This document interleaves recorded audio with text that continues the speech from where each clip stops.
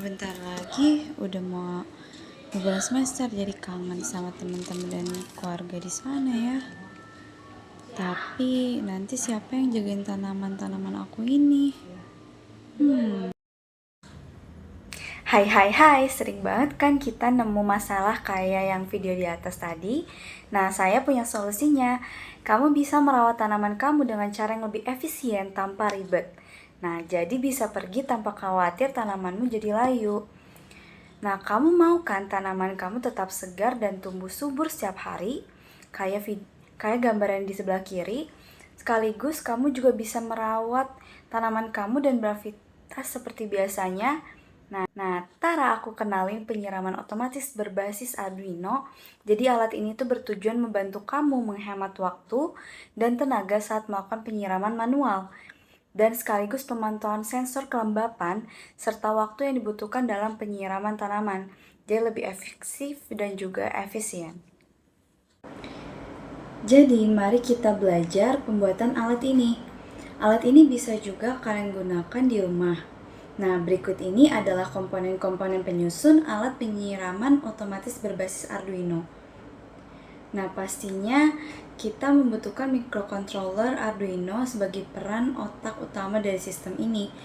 Kedua, sensor kelembapan tanah yang akan mendeteksi kapan waktu penyiraman tanaman dilakukan ketika kelembapan rendah atau kering.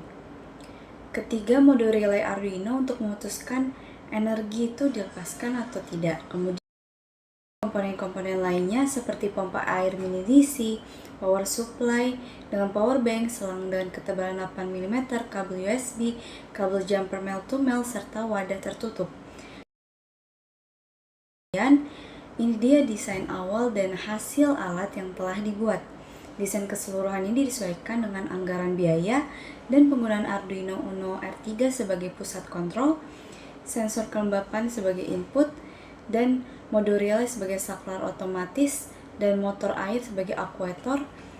Menggunakan power supply itu 5 volt. Kemudian sistem kerja dari alat penyiraman otomatis ini yang pertama adalah sensor kelembapan tanah membaca kadar air di dalam tanah. Yang kedua, kemudian sensor mengirim data ke Arduino ke sensor kelembapan tanah. Kemudian Arduino mengecek apakah nilai kelembapan ambang batas ini mencapai 400. Nah, jika tanah terlalu kering, Arduino akan mengaktifkan modul relay. Nah, relay akan menyalakan pompa air untuk menyiram tanaman kita. Kemudian setelah tanah cukup lembab, Arduino akan mematikan relay dan pompa akan berhenti otomatis. Nah, proses ini berulang secara berkala tergantung keadaan nilai kelembapan tanaman itu sendiri. Berikutnya, hasil pengujian alat berbasis Arduino ini menunjukkan bahwa saat tanaman mulai mengering, namun belum sepenuhnya, sensor memberi pembacaan sekitar nilai 400 dalam rentang 0 hingga 680. Berdasarkan nilai tersebut, 400 ditetapkan sebagai nilai ambang batas kelembapan hingga sistem ini dirancang sebagai jika nilai sensor ini 400 akan dianggap tanahnya kering. Kalau kurang lebih 400 dianggap masih cukup lembab, sehingga sistem mampu memutuskan harus disiram atau tidak. Nah, kelembapan tanah ini sebagai penunjang sensor kontrol yang mengolah data kapan waktunya penyiraman terjadi dan mengaktifkan pompa air untuk menyiram tanaman.